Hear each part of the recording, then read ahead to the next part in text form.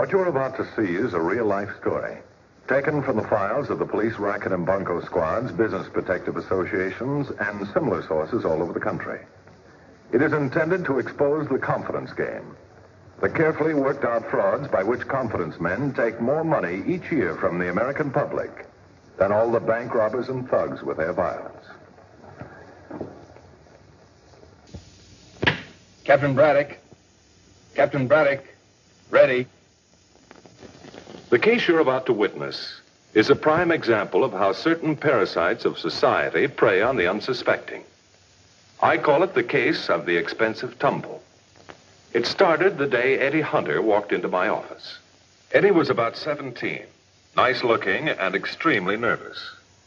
It took a little while to get him to talk. The desk sergeant tells me your name is Eddie Hunter. That's right. Go to high school? Yeah, University High. I went to Clinton. We used to be big rivals once, especially on the football field. Look, Captain, the fellas down at the desk must have made a mistake. This is the racket squad. This is no racket. I'm here to confess something. I see.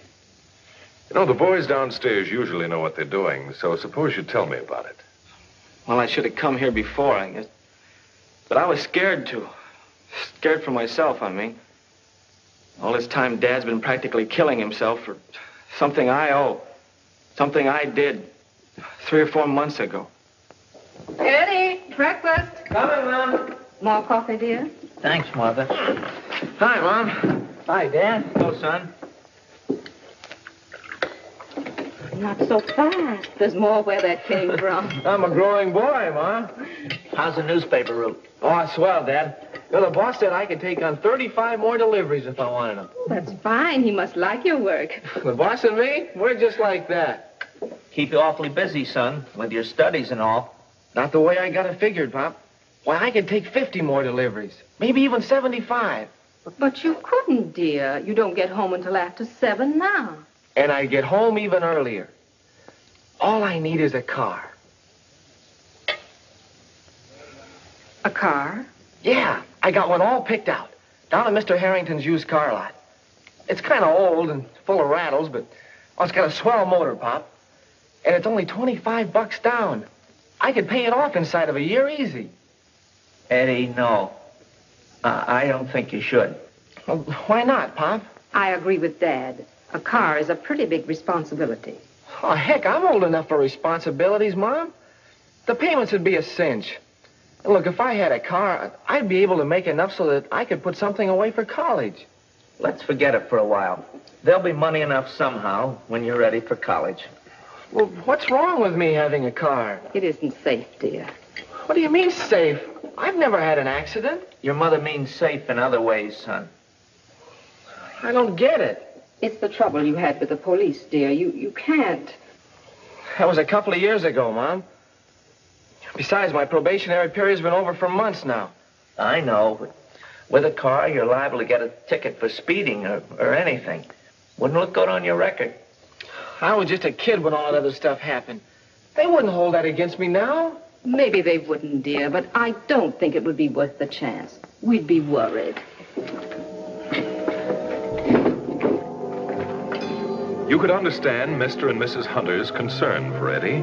He had gotten into a crowd of little toughies and was shooting out some streetlights. Eddie hadn't thought about that in a long time now. Hi, Eddie. Hi. Gonna take it out for a ride? Yeah, a nice long one. Right back to Mr. Harrington's used car lot. You taking it back? Yep. Well, you're making a mistake, Eddie. I checked over this motor, and it runs great. You got a good buy. I know, but I gotta take it back. You crazy? You spent a month looking for this jalopy, and now you're taking it back. It don't make sense. My folks don't want me to have it. Why not? Oh, they say that... Oh, what difference does it make? I was a dope not asking them first anyway. You can keep it here. They don't have to know anything about it. No, I better take it back. Eddie wasn't a bad kid. He could have fought with his parents. He could have taken his pal's suggestion of hiding the car, but he didn't. He was taking it back. I know the disappointment he must have felt. Planning, saving for months. But he could remember that day in juvenile court the day the judge put him on probation. He could remember, too, the stunned disbelief in his parents' eyes, and later how wonderful they were about it. No, he was taking the car back.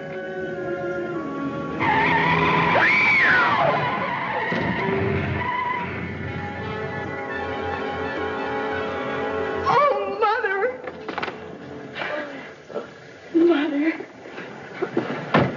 I saw what you did. You ran right into my mother. You were speeding. No, I wasn't, lady. Honest, I wasn't. I was driving slow. She stepped right in front of the car. You're lying. You were driving like a maniac. Ran right into her. You ought to be in prison. Look, lady, I swear. She stepped right from behind that lamppost. I couldn't even see her. You won't get away with this, young man. I'll see to it. What's happened here, Mrs. Blake? This boy ran into my mother. I saw it. I've been trying to tell her. She stepped right in front of the car. There wasn't anything I could do. Nothing you could do. I'm glad you came along. You can be a witness. Oh. Yeah, you'll be all right. We'll take you to a hospital. Oh, no. Just lift me up. I'll go home. Maybe she ought to go to a hospital. We'll take care of her, young man. She's very seriously hurt. What's your name? Eddie Mason. You sure that's your right name? Of course. Where do you live? 123 West 6th Street. Eddie was scared stiff. He could see the same judge peering down from the bench, the expressions of his mother and father, a hostile witness, a lawyer asking questions, and he knew the answers could send him to jail. Down deep, he knew it wasn't his fault, so he lied. Eddie gave the wrong name and the wrong address. It was the only way he could think of getting out of it.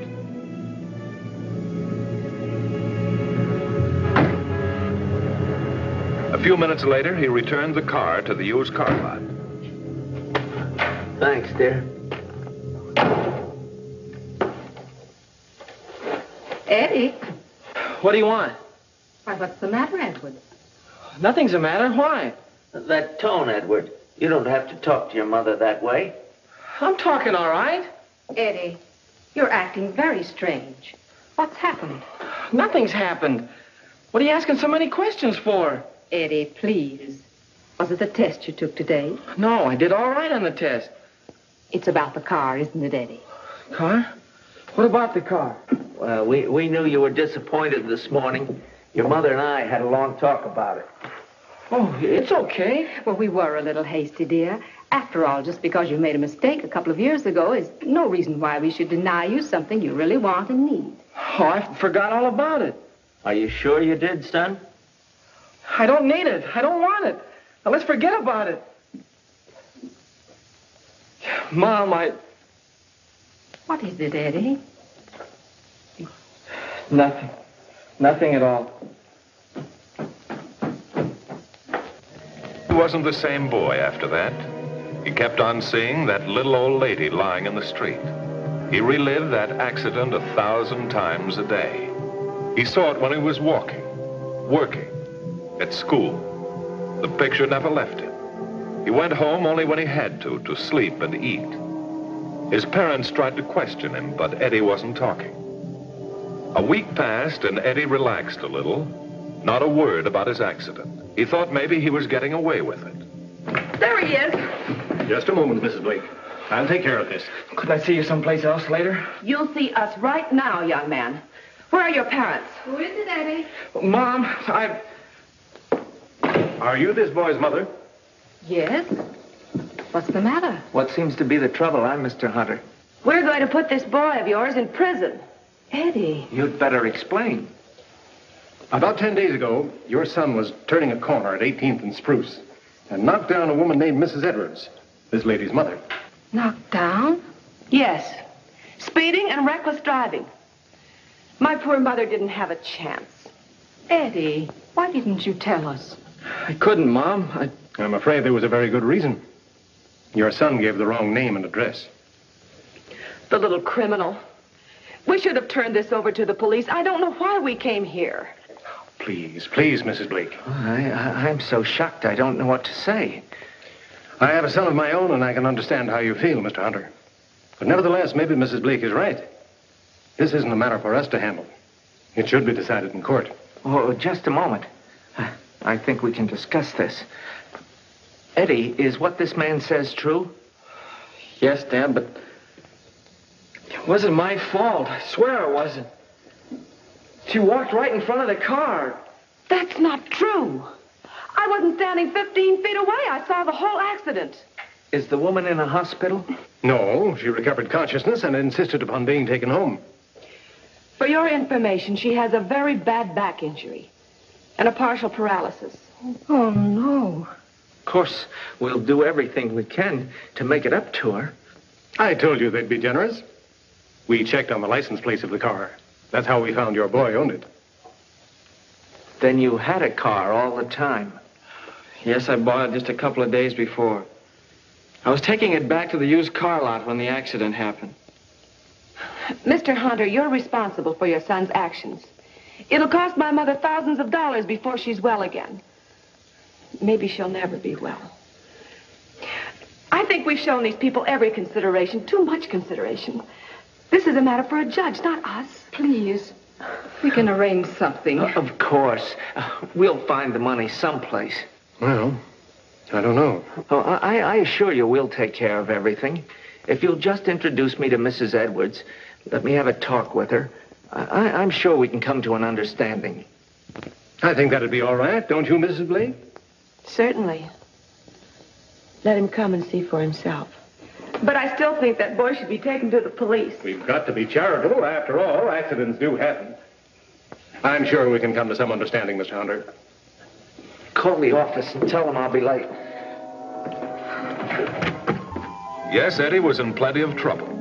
Hitting a woman in a car, a belligerent eyewitness, and to make matters considerably worse, an avoidance of responsibility by giving the wrong name and address. Mother?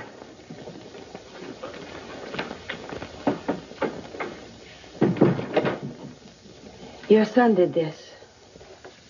It's up to you, Mrs. Edwards. The boy's father wants to make amends. But if you prefer to go to the police, it's up to you. You've been most considerate, Mr. Pendleton.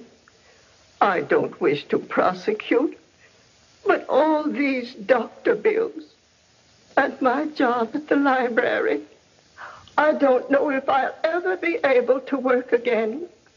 I'll be months and months in bed. Oh, I'll make it up to you, Mrs. Edwards. The doctor bills everything. Thank you.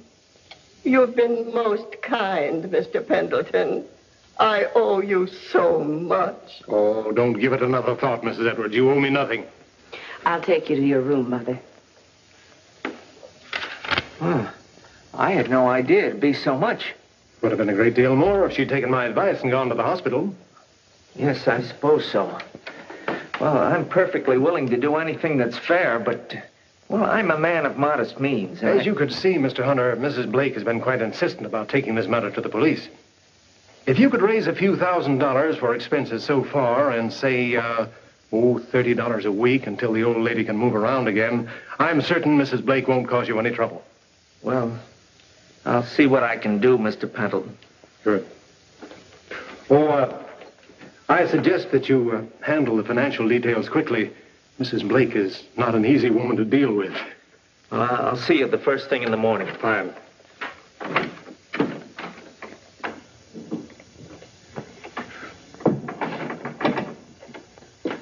How's the fish? Hooked. Then get me out of this straitjacket.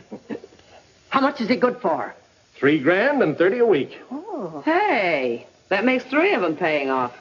You know, we're doing all right. We're doing all right. I'm taking the falls. Where do you get the wee stuff? Oh, relax. It's all in the family, Mom. Well, the family had better find some more suckers. I got to think about my old age. $3,000 and $30 a week. Where are we going to get it? You should have let him take me to the police.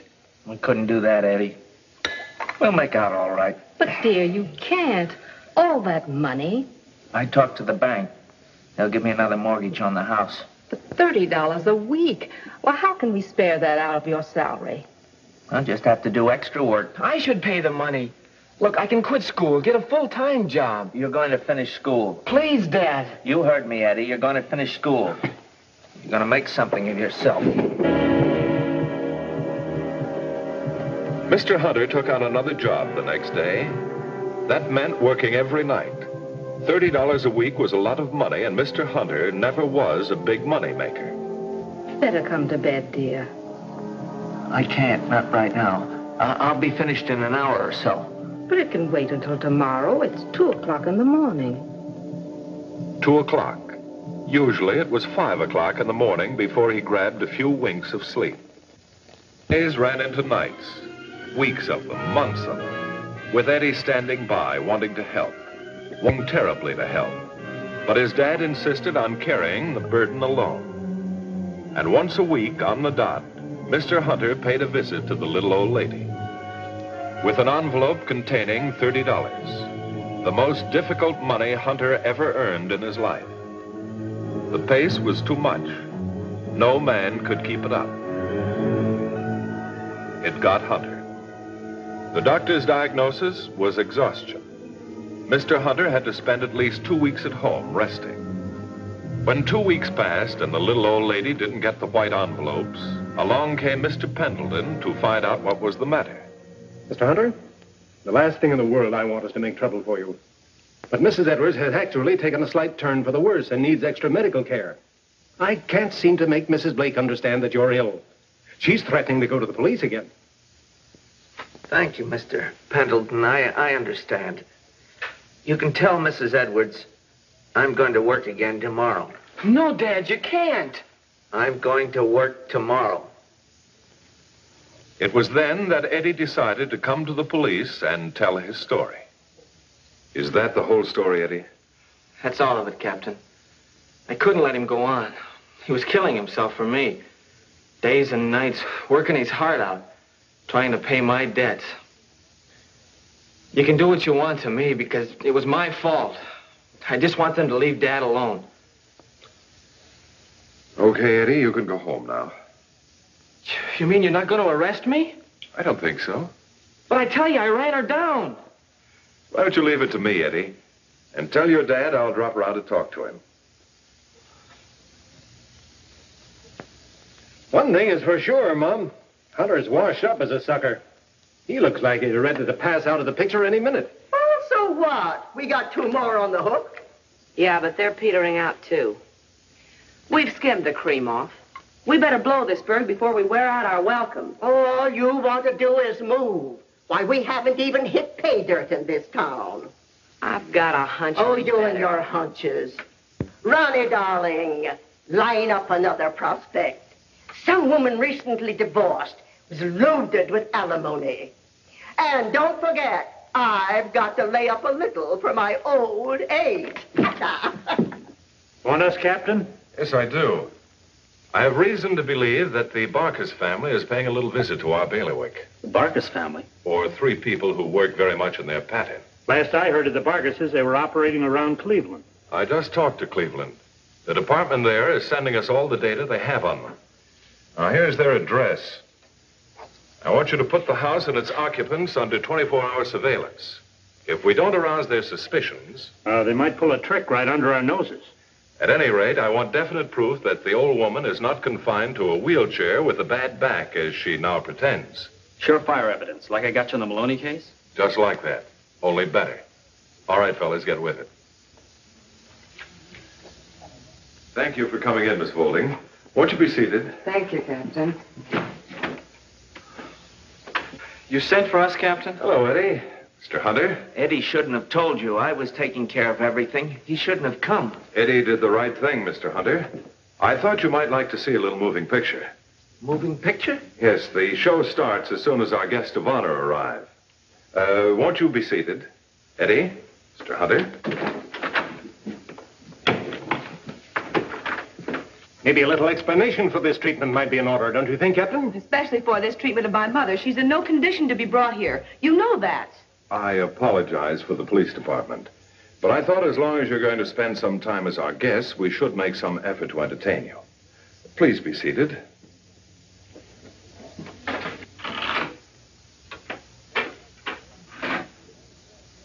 The motion picture you're about to see was taken by Sergeant Harriman there about 3 o'clock yesterday afternoon, with hidden cameras at the corner of 18th and Spruce, the favorite corner of a certain old lady who had a very strange habit of standing partially concealed by mailboxes and such.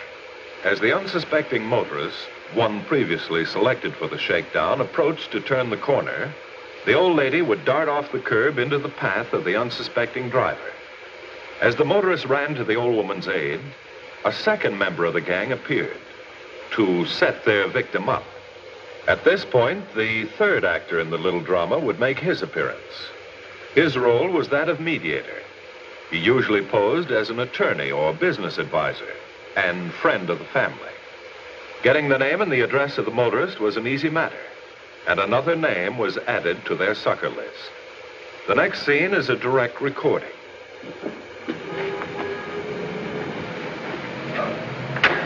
Sonny boy, drive by the Emerald Room. I feel the need of a little pick-me-up.